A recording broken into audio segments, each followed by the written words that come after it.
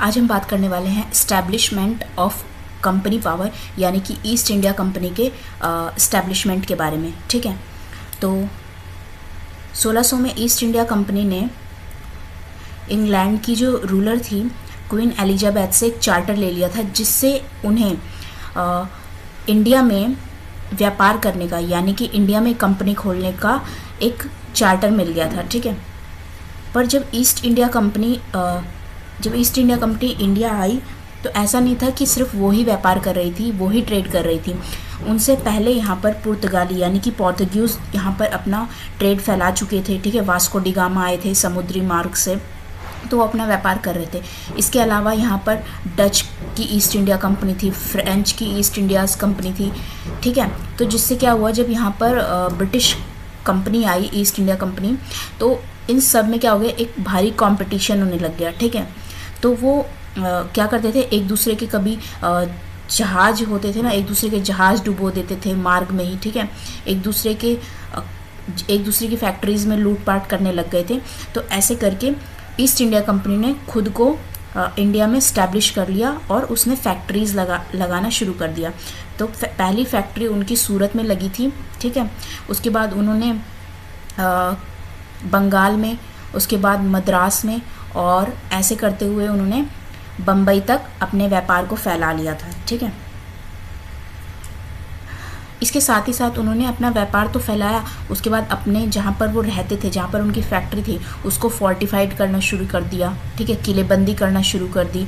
वो अपनी पर्सनल सेना रखने लग गए थे, जिसके कारण क्या हो गया, यहाँ के जो पहले के रूलर थे ना, जो इंडिया के थे, जो यहाँ पे शासन कर रहे थे, राजा वगैरह, ठीक है, तो वो इनका विरोध करने लग गए थे, इनसे खुश नहीं थे। तो जिसके कारण क्या हो गया, उनमें और ब्रिटिश कंपनीज़ में वॉर होने लग गई। ठीक है, तो ऐसा ही एक वॉर हुआ, बैटल ऑफ प्लासी, जो कि 1757 में हुआ था between British and Sirajuddin Daula. ठीक है, सिराजुद्दीन दौला जो थे वो बंगाल के नवाब थे, जो कि अंग्रेज़ों की जो भी पॉलिसीज़ होती थी उनसे खुश नहीं थे।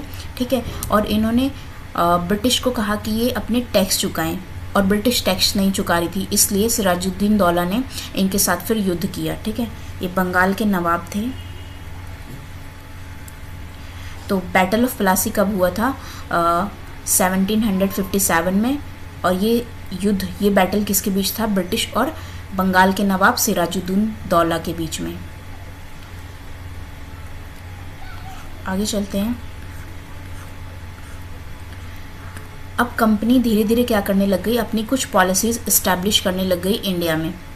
सबसे पहले सहायक संधि के थ्रू क्या था, कंपनी क्या करना चाहती थी, इसमें ब्रिटिश कंपनीज़ ने यहाँ के रूलर्स को बोला कि वो अपनी कोई पर्सनल आर्मी नहीं रखेगी, उनको आर्मी प्रोवाइड कराएगी ब्रिटिश कंपनी, और बदले में हर किंग को उनको कुछ ना कुछ पे करना पड़ेगा, और जो किंग पे नहीं कर पाएगा, कंपनी उसकी जो भी सत्ता है, जो भी रीजन है, उसको क्या कर लेगी, जब्त कर लेगी, उसको उससे छीन लेगी।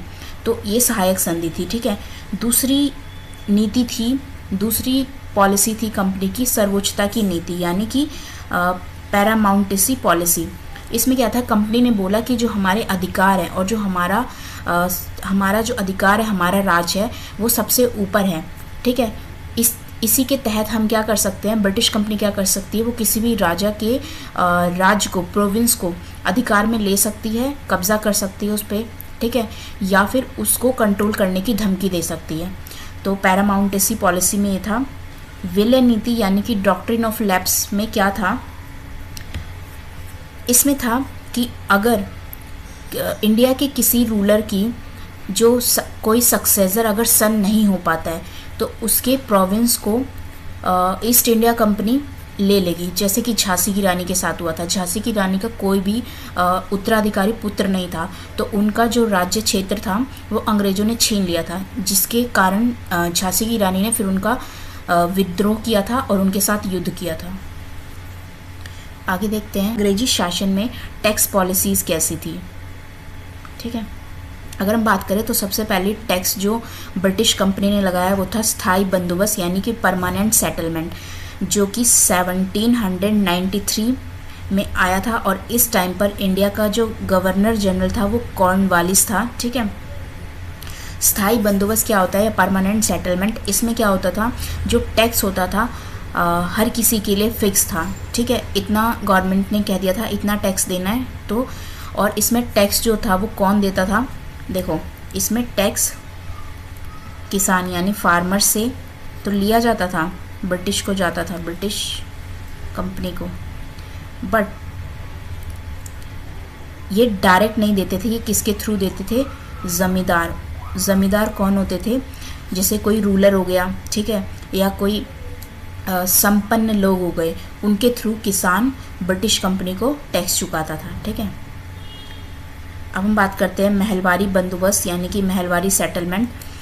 इसको हॉल्ट मैकेंजी ने लाया था, इस बंदोबस्त को, इस सेटलमेंट को 1822 में। इसमें क्या होता था, महलवारी सेटलमेंट जो होती थी वो पूरे गांव से ली जाती थी, यानी गांव का हर एक किसान देता था, फिर उसको इकट्ठा करके पूरे गांव से ली जाती थी ये सेटलमेंट। और इसको कौन चुकाता था, किसानों की तरफ से गांव का जो मुखिया होता था, हेडमैन होता था, वो ब्रिटिश कंपनी को चुकाता था। ठीक है। अब बात करते हैं रैयतवारी सिस्टम की। रैयतवारी सिस्टम को थॉमस मुनरो ने बनाया था, इसलिए इसको मुनरो सिस्टम भी कहते हैं। ठीक है। ये देखो महलवारी बंदोबस्त जो थी ना, ये उत्तर भारत में थी। देखो सबसे पुराना जो टैक्स सिस्टम था वो स्थायी बंदोबस्त था।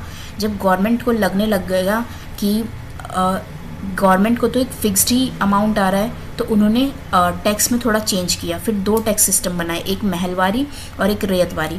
महलवारी सिस्टम जो था वो उत्तर भारत में चलता था और रैयतवारी जो था वो साउथ इंडिया में टैक्स लगाया गया था। ठीक है।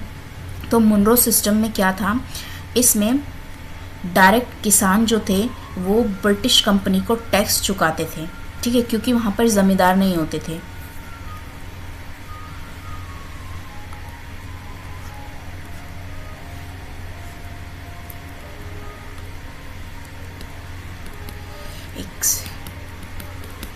अगर आपको ये चैप्टर समझ में आए हो तो वीडियो को लाइक कीजिए, शेयर कीजिए और चैनल को सब्सक्राइब कीजिए। मिलते हैं अगले टॉपिक के साथ।